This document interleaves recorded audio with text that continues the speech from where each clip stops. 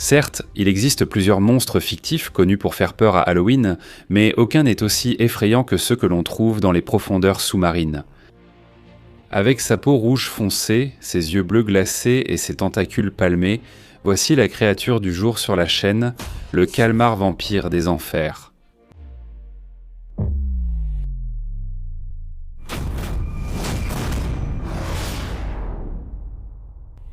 Ce céphalopode vit dans les zones les plus profondes et sombres de l'océan, doté de piquants et de tentacules plus anciens que les dinosaures.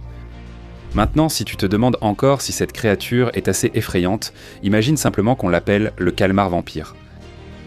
Bien que la plupart des scientifiques nomment les créatures en fonction de leur habitat, de leur espèce ou de leurs caractéristiques les plus marquantes, ce petit invité a été nommé Vampirotus infernalis, ce qui signifie littéralement calmar vampire de l'enfer. Appelle ça une coïncidence ou un jeu de la nature. Les calmars vampires ont une ressemblance frappante avec les vampires et leur comportement prédateur.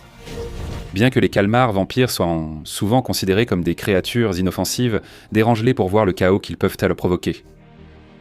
Les calmars vampires possèdent une structure biologique à la fois répugnante et effrayante. Ces créatures ont une anatomie qui rappelle celle d'une méduse et d'une pieuvre. Ils possèdent un corps mou, semblable à de la gelée, qui se déplace dans l'eau grâce à 8 tentacules, ce qui lui permet de contrôler facilement la zone qui l'entoure. Les calmars vampires ont un corps en forme de cape avec des extensions ressemblant à des épines, qui sont en fait leurs bras. Les calmars vampires sont des détritivores. Ils sont les seuls céphalopodes vivants connus qui ne capturent pas et ne mangent pas d'animaux vivants pour se nourrir, car ils libèrent des filaments semblables à des fils pour capturer leur proie et se nourrissent principalement de débris organiques et de petites espèces de méduses, de sorte que les autres animaux ne sont pas menacés par eux. Le plus fascinant chez le calmar vampire est que son corps possède des photophores. Ces petits organes lumineux sur tout son corps servent à effrayer les prédateurs.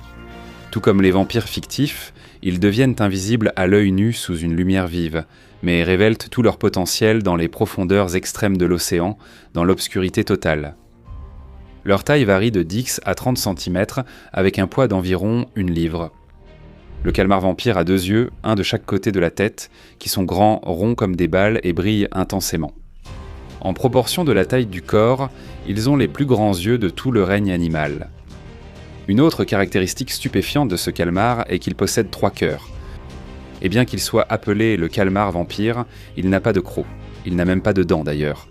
De plus, il ne boit pas réellement de sang. Maintenant, il y a une histoire intéressante derrière son nom. À la fin des années 1800, des biologistes marins prenaient part à une expédition allemande en eau profonde, explorant des profondeurs océaniques inédites pour eux. Carl Thun a été le premier à présenter le calmar vampire. Il a vu ses yeux rouges, ses tentacules sombres et sa membrane en forme de cape, et il a décidé que c'était un calmar vampire venu des profondeurs du monde souterrain. Encore une fois, le calmar vampire n'est pas considéré comme une espèce agressive. Leurs armes naturelles sont une peau couverte de piquants et la capacité de produire à la fois de la lumière et du mucus.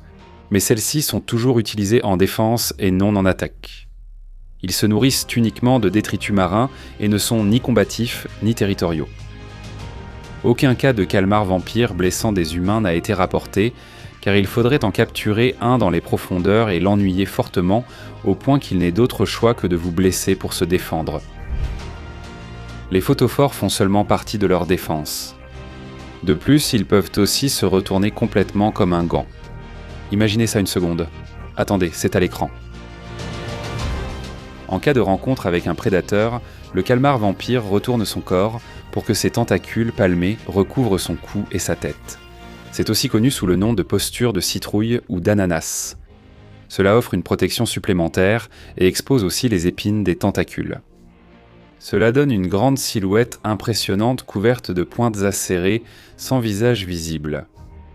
C'est assez effrayant pour que le prédateur préfère fuir à la nage plutôt qu'affronter un ennemi inconnu et dangereux. Mais la véritable ironie de la situation, c'est que ces pointes n'ont l'air que d'être acérées. Elles sont complètement inoffensives. Le vampire des abysses est en fait un vrai maître du bluff. Une autre caractéristique clé du vampire des abysses est qu'il peut se régénérer et se soigner d'une certaine manière. Enfin, du moins lorsque seules les extrémités de ses tentacules sont endommagées. En utilisant leurs photophores extra larges comme dernier recours pour se défendre contre un prédateur lorsqu'ils adoptent une posture défensive en forme de citrouille, les extrémités lumineuses sont toutes regroupées. Ces extrémités luminescentes des tentacules servent de cibles acceptables qui détournent l'attention du prédateur des zones plus critiques et moins régénératives. Si le prédateur est assez désespéré pour mordre ce calmar par les extrémités lumineuses de ses tentacules, il les lui offre à mordre. Le calmar vampire régénère facilement ses parties non essentielles plus tard. Le calmar vampire est vulnérable aux animaux des profondeurs. Les baleines et les lions de mer le considèrent souvent comme un mets de choix. Son plus grand prédateur est le grenadier géant de 6 pieds. Les calmars vampires cherchent leur nourriture. Ce sont des charognards. La neige marine est leur principale source de nourriture. La neige marine est en réalité simplement une pluie continue de petites particules organiques fragiles au fond de l'océan. Elle est composée de tout, allant des algues jusqu'aux minuscules restes morts de pétoncles et de larvacées. Des filaments étirés la collectent et sont ensuite consommés. Les calmars vampires sont les seuls céphalopodes qui ne chassent pas leur nourriture. Ils la collectent simplement. Ils privilégient les choses petites et molles, donc il n'y a jamais vraiment de lutte, car le plancton ne se défend pas.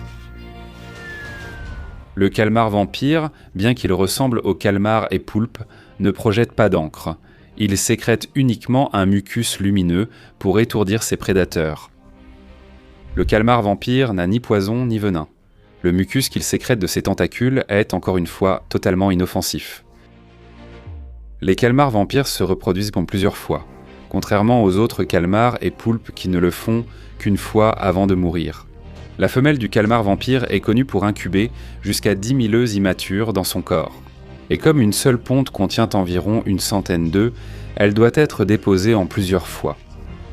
Les mâles du calmar vampire transmettent leurs spermatophores, des capsules de sperme, aux femelles qui les gardent plusieurs mois avant de féconder leurs œufs. Les bébés éclosent des œufs. Ils ont la même forme générale que leurs parents, mais ils ne mesurent qu'environ 8 mm de long et leur corps est transparent. Ils n'ont pas de membrane entre les tentacules et leurs filaments sont peu développés, mais le temps permet leur développement.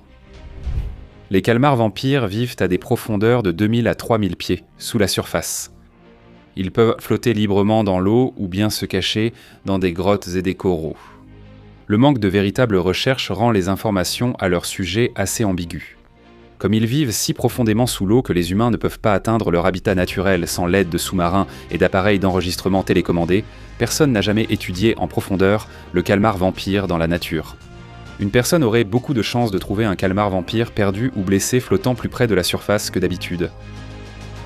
Le calmar vampire a une réputation sauvage et féroce, mais comme vous pouvez le voir, elle est complètement imméritée. Ce sont en fait des créatures très simples qui vivent paisiblement depuis des décennies et ne présentent aucun danger pour l'humain. L'océan peut être un endroit effrayant et redoutable, mais tout ce qui s'y trouve n'est pas diabolique, et le calmar vampire en est la preuve. Le calmar vampire n'a pas encore été officiellement évalué par l'UICN, mais il n'est pas éteint et il est peu probable qu'il soit en danger. Après tout, je veux dire, il a survécu pendant plus de 300 millions d'années jusqu'à présent. Je dirais que sa longévité est plutôt impressionnante. Dites-nous ce que vous pensez de cette créature fascinante, à l'apparence vampirique, secrète, mystérieuse et magnifique dans la section des commentaires ci-dessous. Et bien sûr, n'oubliez pas de laisser un like sur la vidéo, d'exploser le bouton d'abonnement avec vos tentacules gluants et d'activer la cloche de notification pour découvrir d'autres créatures intrigantes. Merci d'avoir regardé, à la prochaine vidéo.